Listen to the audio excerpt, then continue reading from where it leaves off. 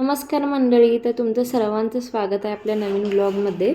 तर आज ना किचनचा पूर्ण ताबा श्रीशाच्या बाबांनी घेतला होता। ते आज बनवणार होते गरमागरम मंचव सूप आणि नूडल्स। आता इथं अगोदर चिकन आणलं होतं, ते स्वच्छ धुवून घेतलं आणि ते शिजायला टाकलं होतं। आणि त्यांनी आम्हाला दोघींना एक काम दिलं होतं, ते म्हणजे लसूण सोलायचं। तर आम्ही दोघी लसूण सोलत होतो। तर श्रीशा एकदम मग्न होऊन लसूण सोलायला तिनं घेतलं होतं आणि श्रीशासाठी इथं आम्ही आणि भातसुद्धा बनवला होता। तर आमचं लसूण सोलायचं चालू होतं, तोपर्यंत श्रीशाच्या बाबांनी हे सगळं कटिंग करून घेतलं होतं।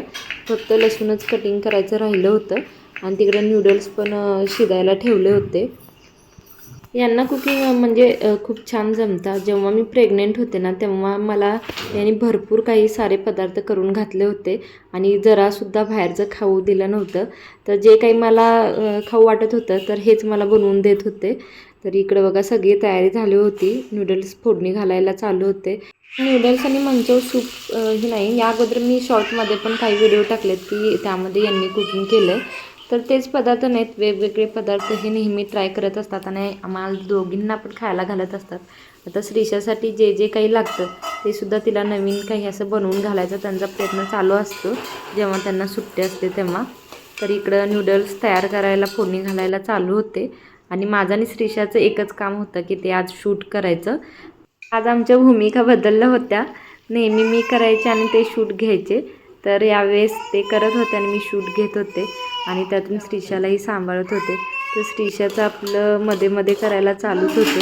श्रीशा आणि मी सगळ्यांना व्हिडिओ कॉल कर, त्यांच्यासोबत बोल असाच आम्ही टाईमपास करत होतो जोपर्यंत हे कुकिंग करत होते तोपर्यंत। त्यानंतर हिची खाण्याची वेळ झाली होती आणि आता ती स्वतः खायला बघते, माझ्याकडून भरून घेत नाही। असे छोटे छोटे गोळे करून घेतले की ती खात असते। तर तिला आता ह्या सवयी लागायला लागल्यात स्वतः खाणं। आज थोडा वेळ झाला होता त्यामुळे मी तिला भरून घेतलं होतं, नाहीतर रोज ती आमच्यासोबतच जेवते आणि स्वतः खाण्याचा प्रयत्न करत असते। बघून खूप भारी वाटतं खरं। तर इकडे बघा नूडल्स छान तयार झाले होते। माझं टेस्टिंग वगैरे चालू होतं की मीठ कसं आहे, सॉस वगैरे व्यवस्थित घातलेत काय, आणि इकडे मंचव सूप पण तयार झाला होता।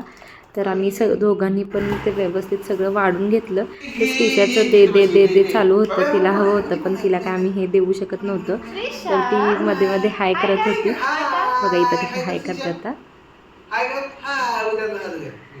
त्यानंतर मला हे सगळं कसं झालं आहे हे सांगायचं होतं। तर खरंच सांगू तर खूप छान झालं होतं, त्याने अगदी मनापासून बनवलं होतं।